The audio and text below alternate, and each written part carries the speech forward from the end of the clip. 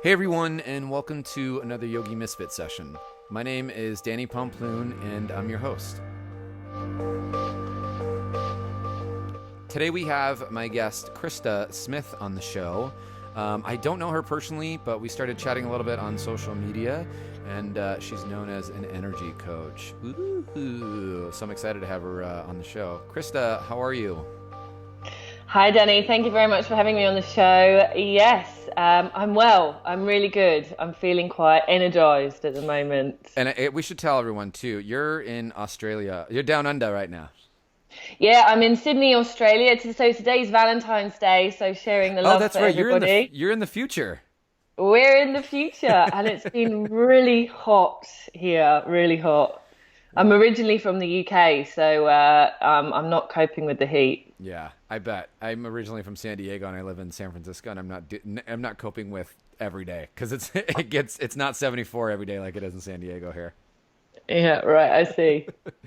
So for everyone that's listening, Krista and I have been going back and forth, and actually we were trying to get her on the show by New Year's, and then I got sick, and then I got into my little accident thing. We were going back and forth, and then one of the things that we had to figure out was like the timing wise, because completely just spaced that I don't know, Australia is a whole day ahead of us. So we were finally able to go back and forth and get her on the show. So I'm excited to have her here. Are you excited to be on the show? Yeah, sure. Why not?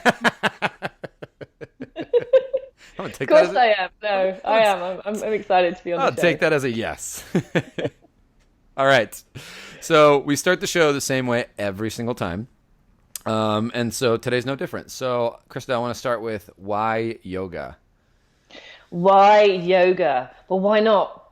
That's the question. Mm-hmm. No, I've got a love-hate relationship with yoga, Mm-hmm. and it started off many, many years ago, and it's just transformed my life. Sure. It's given me ways to regulate my way of being.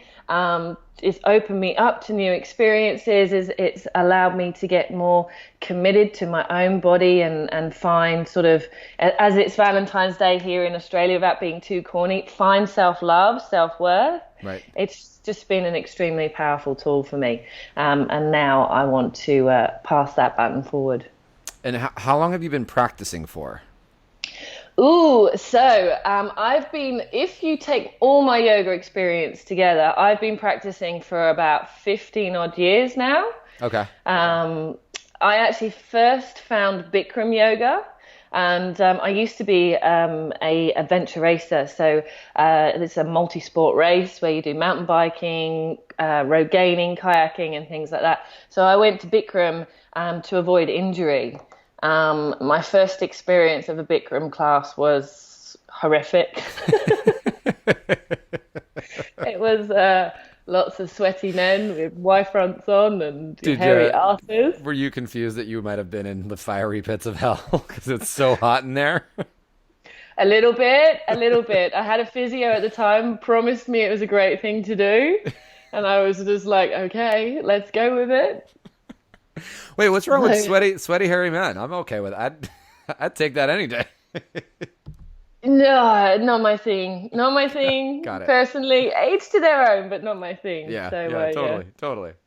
Yeah, absolutely. So you started And in Bikram. yeah, started in Bikram. Then I had an experience in yoga where I went to one class, and bearing in mind, I was quite a tough nut. I did extreme sports, wasn't connected at all to my emotions. Like, nah, stuff it all down.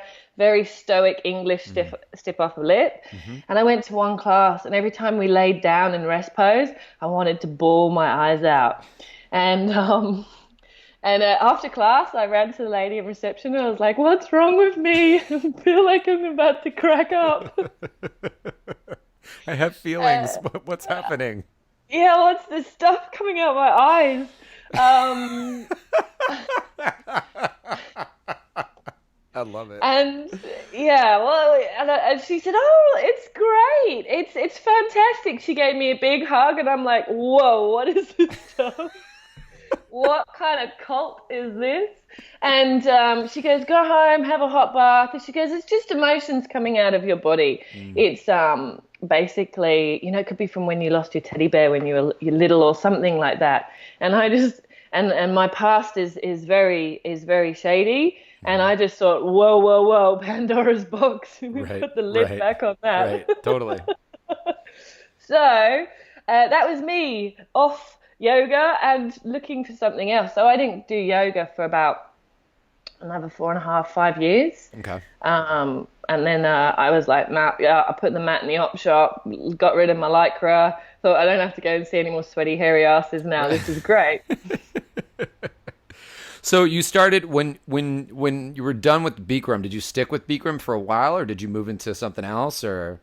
No, so I did Bikram for about a year, and that was all good. And then what happened, I carried on racing, and then I after that experience, I left Bikram and went, whoa, no more yoga for me. Thanks very much. Right. And then basically I had a big accident on my mountain bike. I came off my mountain bike, and cutting a very long story short, I had damaged my C5 and C6 in my neck, and I was told by a lot of top neurosciences in Sydney that if I didn't have a very severe operation, then I was going to be a quadriplegic. So Wow. yeah, That's intense. it was really intense. It was. I still remember the day I got told, and I was a corporate person working in a corporate office, and I had paid for top-notch insurance for healthcare. I rang my insurance company, and they said, "Oh yeah, Miss Smith, we'd love to help you, but you're not covered for spinal injuries." So this operation was going to be tens of thousands of dollars just for part of it. Well, it's nice to know that insurance is not only just shady here in the US. I think it's a universal thing, but anyway, we're not here to talk about that. That's I true. could go on about it for a while. But what happened was, I was then at the time playing with a Japanese style of yoga, and I went to the studio that night, absolutely terrified in what I could move, what I couldn't move, thinking, oh my God, I could end up not being able to move from the neck down. And my yoga teacher approached me, and she sort of said, "You okay? You're looking a bit off." Yeah. And so I went through the story and told her what was happening, and she then put me in touch with a guy who lives here in Australia who is a therapist and a yoga teacher, then became my teacher after going to see him. He worked through a modality called Shiatsu, and he also gave me exercise. Oh, yeah. Worked on my diet, the fundamentals of yoga basically. He literally worked with me for about a year and a half, and I went from not being able to move my neck or having severe pains down my back and my shoulders to being completely mobile. And it was such a profound thing to me. I was like, wow, this stuff's good. This stuff's awesome.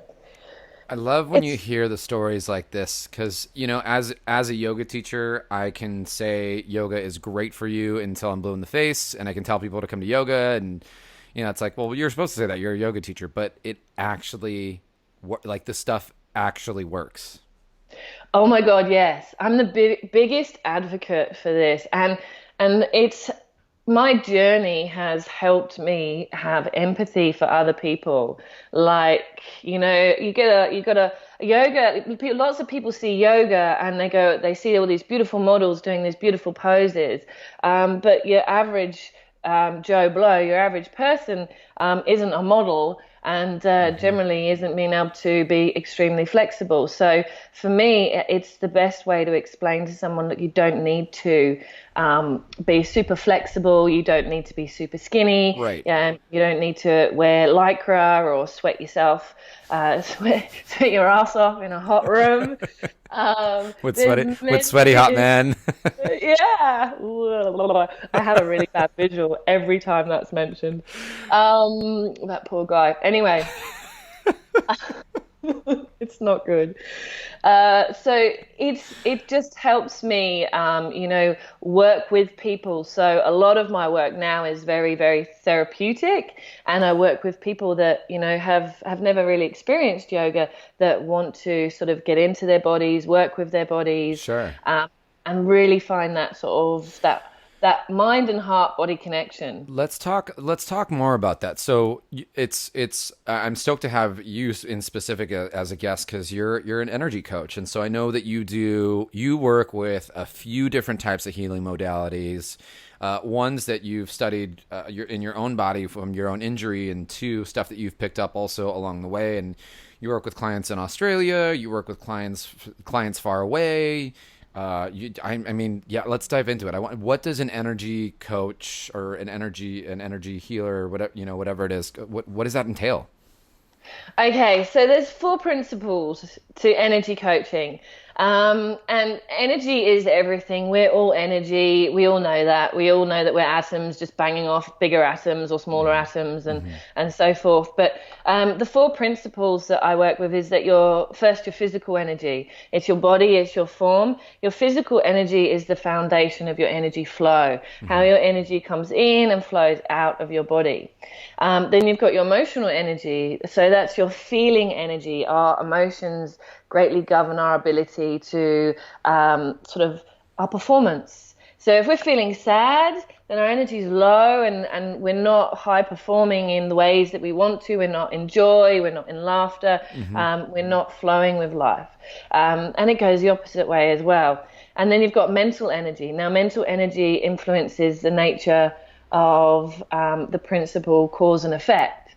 So what you think is what happens eventually. So if your thoughts and your mental clarity is all mixed up because your biorhythms and your physiology is not working correctly, then those thoughts eventually will come to you as what you're thinking. So I'll cut you off for a second. I got to tell you that normally, like in my past, and same to you, if you were to tell me I was going to be a yoga teacher or any of that, I would have said like, hell no. But I saw this one study actually about how, one, you can actually measure an emotion magnetically from one heart to another. You can pick that up.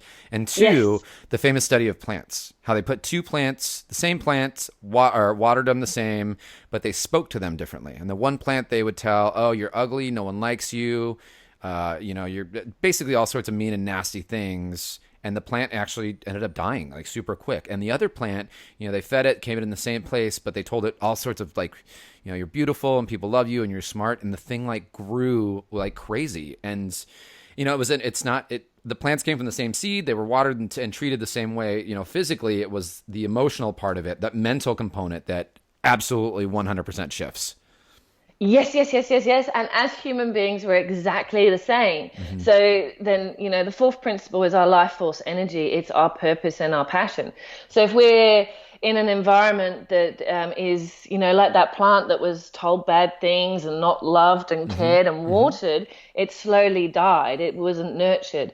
But then if we've put ourselves in an environment where we've got all those four principles in place and we've got people around to support, connect, grow, learn, then we're going to thrive.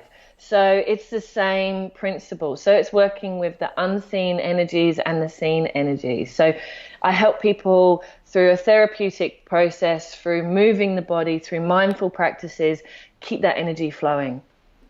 So let's say, how does that look like? If I was to call you and say, hey, Krista, I want to do some energy coaching. Where does one start? Where does one start? So one starts where I do run programs, and I've actually used, there's a foundation in the UK, and it's called the New Economics Foundation, and they've basically done a whole global research using the World Health Organization and other organizations like that, where they've come up with 5 ways of well-being. And I use those principles to work with individuals. So I can tell by looking at your structure, whether it's on Skype or if it's in person, how your body is. your body reflects what's going on internally. You see me start to Right? shy away from the camera. Yeah, I can see that. I was like, you're morphing into the background. So it gives you an indication of how that energy is flowing through the body. So then we come up, we work through movement, we work through, what it is that you desire. What are the areas that you feel most stuck in your life? So they'll come under those 4 principles. Is it your physical energy? Is it your emotional energy? Is it your mental clarity? And is it your sort of mission and purpose, life force? Where is that at? And then we work through that through a program that's individually specialized to a particular person, because that's the thing, not one thing fits all. And that's what yoga is fantastic, because although the asanas are the same, and through the different lineages and through the different aspects, whether it's vinyasa, hatha, Bikram or Japanese yoga, the asanas are the same, but the person, the individual that is doing the asanas, the experience is different. Yeah, the receiving end is different. Yeah. Absolutely. What have you seen? Well, so in addition to like the physical practice that you do, and in your clients, like, what have you seen changes wise, or like what do you see like are the biggest outcomes by doing this type of work with the people that you work with? Okay, so empowerment, freedom, confidence, self-worth, ability to experience more.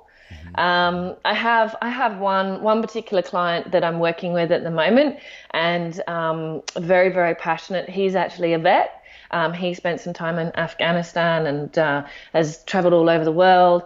And he had massive scoliosis in the spine. He had to crawl towards the bathroom some days, and he was doing everything. Oof. And we've been working together for about 6 months now, and he's got more mobility in his body. He has little or hardly any pain.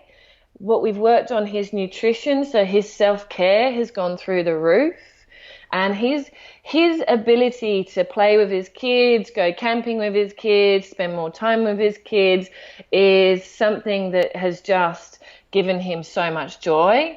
And he's got his sense of humor back again, which is pretty rotten, but he has. At least it's back. And he's got his life back. And he's now doing things where he couldn't do that before. And this, through these particular asanas, through particular yoga therapy, we've been able to unlock some of the emotional trauma that he would have worked through in a stealth way, without it being too in your face. We've been able to sort of look at the what happens when you change your physiology, your biology, in your mindset changes. The way that you want to appreciate things, the way that you connect with people changes. So life becomes easier rather than sort of going against the grain. So all these things he's experienced. Again, it's like one of those things, I could say it till I'm blue in the face, but it starts somewhere, and it has such a direct impact on every single aspect of your life. The more you feel good in your body, you're probably going to be in a better mood. The more you're in a better mood, you're probably going to have better thoughts. The more you have better thoughts, you're probably going to treat people kinder. The more you treat people kinder, those people are going to treat other people kinder, so on and so forth. It escalates. But we forget that the mind and the body are one big piece. It's one big connective piece. If one isn't working with the other, it's a recipe for disaster. Yeah, well, I call mine body, mind, heart training. Yeah. So you got to have all those. You got to have your heart, you got to have your mind, you got to have your body all working conjointly together, and then amazing stuff happens. And it's freeing as well. What's your favorite part about doing this? I told you so. Yeah. You just want to be the smart, rub it in your face. Absolutely. Yeah, definitely. No, the thing is with this as well, with the way that society is, we tend to, go for the quick fix. We'll Hmm. grab an aspirin, or, we'll go and have that operation, and we'll put the band-aid over what we see, but underneath there's lots and lots of layers. So, like anything, and something that I talk to a lot of my clients about, this is not a overnight fix, and it's a journey, and it's a journey of an experience. It's a journey of self-discovery. It's an empowering one, but it's not always lovely flowers and Hmm. butterflies, and the dark side tends to come up, and it's about how you deal with that, and how you move through it. That's the gift, and letting go of your demons, basically. I agree. I think that's one thing is it's the work that I think people. It's not just. I wouldn't say that people are afraid of it, but it requires a lot. It requires you to be. It's like any other physical discipline. You have to. It requires you to be patient. It requires you to be compassionate. It requires you to listen. It requires you to Yeah. be humble. It requires you to be strong. It requires you to be comfortable. And it's a big journey the entire time. And the biggest one is it requires you to be vulnerable, and Hmm. not a lot of people like to be vulnerable. I don't know what that. I don't know what that's like. Yeah, you sure you do. I'll show you. We start talking about feelings, and I'm like, next topic, please. Yeah, I'm sort of sadistic a little bit in my way. When I see people expressing emotions, I'm like, yes, another one, done. Another one bites the dust. Absolutely. That's awesome, Krista. So when you do, and obviously, you're in the UK, so let's say some of the listeners wanted to connect with you. Do you do like group stuff together? Do you run like programs where everyone jumps in, or it's all individualized? Yeah, so what my passion and my baby, so I work as a therapist, and I obviously teach all over Sydney. I also teach on Skype, but my passion is I run a social enterprise. Hmm. It's called Global Fusion Group, Hmm. and we run programs. Where we do camps. I'm looking at building a camp to happen in Greece, where we take adolescents, and we teach them this stuff. So we teach them. It's not really a yoga retreat, but we incorporate yoga every morning. We incorporate nutrition. We incorporate the 10 arms of yoga, Hmm. but then we also bring in some, because I'm also a qualified coach. I coach people in the discovery of themselves, what they want to experience, because I don't know about you. As a kid, never got taught any of this stuff. Right. So I Yeah. went fumbling out into the world, did the best that I could do, made some really bad choices at Right. some point. Right. Oh, wow. That's a story for another day. But my passion is working with adolescents that necessarily might have not had an environment where they Mm. could be supported, like that plant you were talking about earlier, where it could be nourished and grow. Right. My passion is bringing these programs together, and then bringing these people into a place, into an environment that is nurturing and growing, and giving them a little bit of a taste of what's possible. I love that. I wish, for a lot of people know my story, a lot of people don't, but I grew up in a broken home kind of deal, and so I kind of had to skip all of that stuff and just figure out how to survive. And in retrospect, I mean, how cool to have something to be like, all right, you're going to go through some shit in your life at some point. Here are some tools and techniques to like really, one, be aware of that stuff, but two, also take care of yourself along the way. Absolutely. So that's one thing I do is I take yoga programs into schools. We teach 15-year-olds that are doing HSC here. I'm not sure of the US schooling system, Hmm. but we teach them how to self-regulate, how to deal with stress, how to communicate with each other, how to ask for help. And it's all using meditation, yoga, and just those mindful practices. So it's just fundamental core life competency skills. It's awesome. Awesome, Krista. Well, so stoked to have you on today. I'm glad we got to dive inside what an energy coach does. You're the first energy coach I've ever met. I know. I'm probably It probably won't be the last, but yeah, yeah. That's I don't know awesome. where I'm going with that. You probably won't be the last. Fair enough. No. So for everyone that's listening right now, I'll make sure I live. I make sure I live wherever I was going with that. I'll make sure I leave all of Krista's social links and her website and all that stuff in the comments. And I think that's all we got. What else do you got, Krista? Anything else before we take off? No, happy Valentine's Day to everybody wherever you are in the world. So Yeah, have a you, love-filled day. you get to celebrate it earlier. I know. And then, well, because I'm Australian and then I'm UK, I get two. I get Oh two of yeah. everything, like the Queen of England. It's awesome. I I want to. deliberately set it up that way. I want to move to Australia now so I can have two. Yeah, I would Everything. still have two. Yeah. You get two Christmases, two birthdays. It's fantastic. Lucky. Awesome. Well, Danny, it's a pleasure. until the next Yogi Misfit session, this is Danny and Krista saying peace out. Peace out.